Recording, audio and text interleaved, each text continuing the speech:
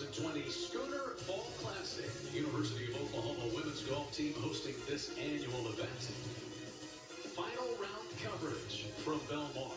Already today, these teams have completed round number 2, which was postponed due to high winds late in the day on Sunday. And round number 3 is currently in progress with Baylor running away with the team competition. Alongside Dr. Beth Brown, I'm Chad McKee. Meg McDonald and Caitlin Sermon are following the action out on the course as well. And due to COVID regulations for this event, the teams are playing as fivesomes all the way through this event. Beth, how does that dynamic factor into things today? Right. Well, there's pros and cons, probably depending on who you are. But for sure, having your teammates out there with you, you know, it is a team sport at the collegiate level. So I saw them feeding off of each other yesterday, encouraging each other, Chad. And then also having, for the most part, all of their families and friends. It was definitely an awesome group, great energy following. I do think if you like to play fast, this would not be your game. And note that I did see Caitlin Milligan teeing off first on almost every hole yesterday playing ready golf. Just get it and rip it. That's what they're trying to do, and play ready golf as much as possible. Now, you get up to the green, it's a little different story, lining up putts and trying to stay out of everyone's way. You see that Baylor is running away with it. They have an 18-shot lead in the team race. Good event so far for the Mean Green of North Texas. Texas Tech at 13 over, TCU plus 15, and the Sooners sit in fifth at plus 17. So the team race is all but decided with Baylor up there, but some good races for second, third, and fourth as we move throughout the day, Beth. Yes, absolutely. And I saw Oklahoma is 2 under getting going this morning. And in golf, with 4 scores counting, they can make a move here pretty quickly. So you have 5 players on the course, only 4 scores count. You drop the low score as you move throughout the rounds. Texas is playing with only 4 players, so they are going to be 4 up and 4 to count.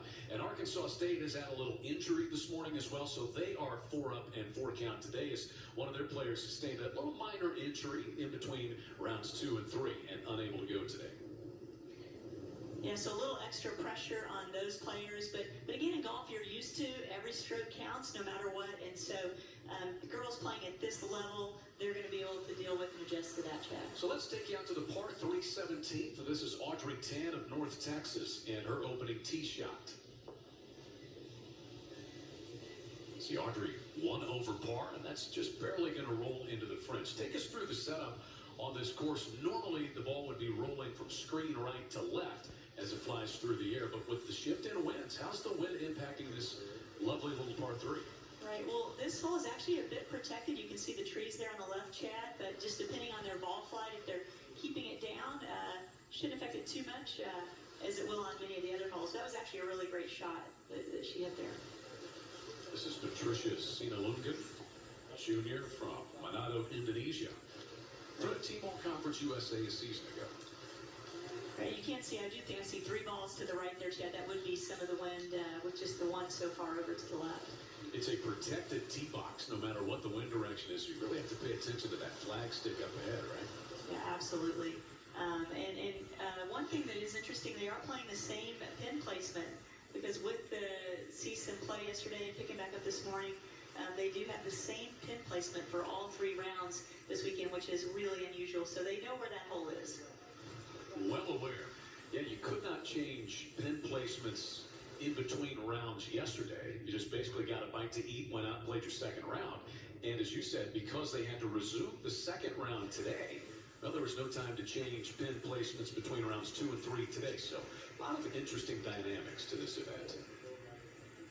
Emily Rico is a sophomore from New Caledonia. 2 top 15s for the Mean Green and Michael Akers last season.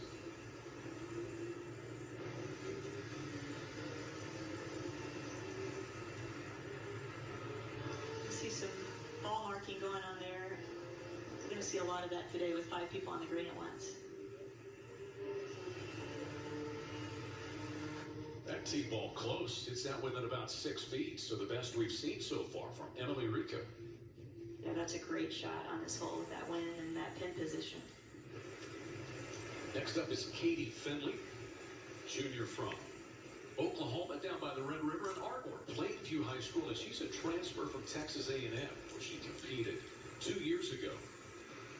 First year at North Texas last season, competed in all 8 events before COVID-19 shut things down. She's 4 over for her 2+ round total. These teams teed off on 10 for their 3rd round.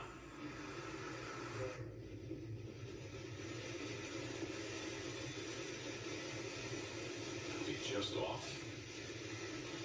Have a little chip shot. She's got a good angle there. I mean, I'm sure she'd rather be where that other ball is next to the hole, but it should not be a difficult up and down from there. And now Lauren Cox, senior from Orange, Texas, Mauriceville High School.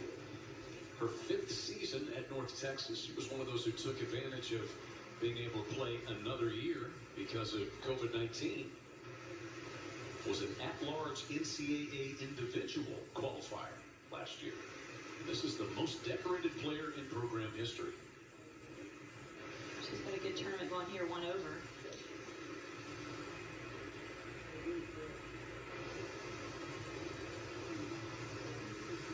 Cox surveys that tee shot. So we had 2 on the green. 3 will have chip shots for their 2nd on the 17th hole for the mean green of North Texas. Coached by Michael Akers in his 4th season as the head coach in Denton. See that breeze? That's about as gentle as you will find the breeze out at Belmar today. But a beautiful day for spectators and fans. And that's another one of the dynamics of this event. Ordinarily, you don't get much of a following because you're the only player for your team playing in your group. Now you've got all of your teammates, family members who could be out there with you, cheering you on. Yeah, it was fun to see that yesterday when I was out with the team, Chad, and to see the family members being able to be safe, being outside, and still being able to interact and talk to parents and friends of their young person's teammates. So it was really, really a neat dynamic. Lots of cheering was going on yesterday.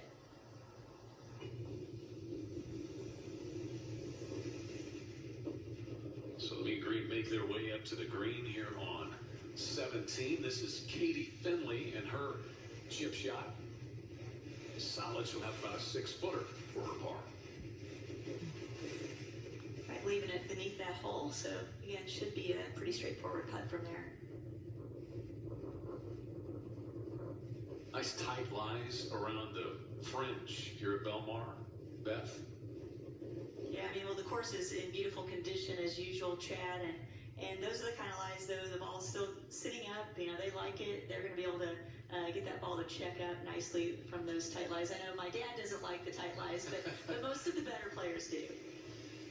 So take us through the dynamic of this here. You've got 5 players trying to mark, figure out who's going to putt first, and line up their putts. Right, and you know, they have been practicing this. As I've talked to some of the different coaches, they've been practicing playing in fivesomes, but basically you just got people all over the green, right? And not so difficult when they're long putts, but when they're getting up around the hole, a lot of ball marking. We'll see lots of people having to move their ball marks and remembering to move them back. Mm-hmm. So it takes a little bit longer getting around on the green here. This is Lauren Cox.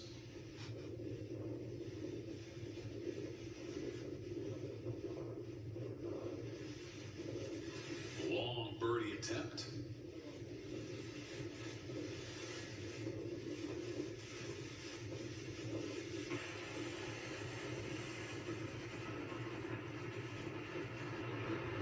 Here you get a nice view. There's lots of people around the green walking around the hole there.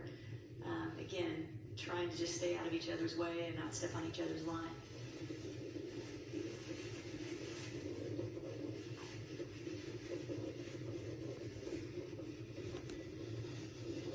You'll notice too, you see a coach taking that flag stick out.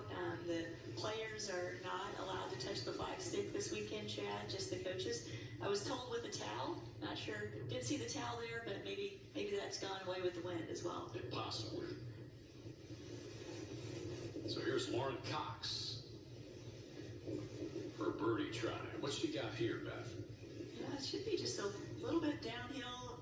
Looks like it should go a little bit right to left, but straight in the hole is what I saw. Not a problem. Lauren Cox. That was terrific. Lauren Cox is a player who said the most decorated player in program history. Set a new program record for stroke average each of the last 2 seasons. And she won the Entrada Classic a season ago. First North Texas player to win an individual event in 7 years. She actually played in Norman in the 2019 regional that was played out at the Jimmy Austin OU Golf Club. Patricia Sinalunga rolls that one in from just off the French. I don't know. Baylor might be within reach at this rate, Chad. North Texas could climb on up there. What a win it would be for them. Right. They need a few more of those, but 2 for 2 on this hole. That's a pretty good start.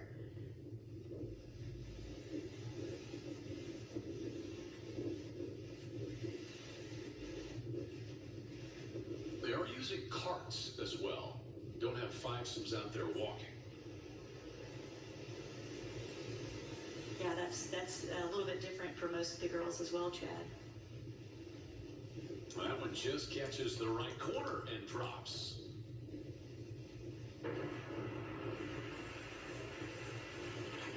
Yeah, so they were doing the carts yesterday for pace of play, to try to get the girls around. As you mentioned, they are playing in fivesomes. What the viewers may not know is typically the girls are playing in threesomes. And so they were using the carts to get them around the golf course a little faster.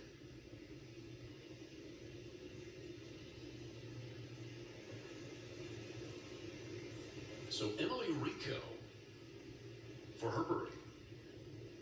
This would be 3 birdies on the hole for the mean green.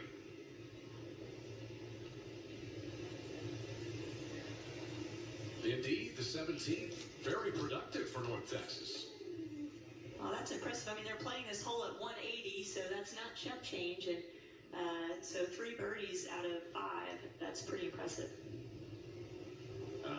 Cena Lugan and Finley will have par attempts for North Texas to try to go 3 under as a team on the 17th hole.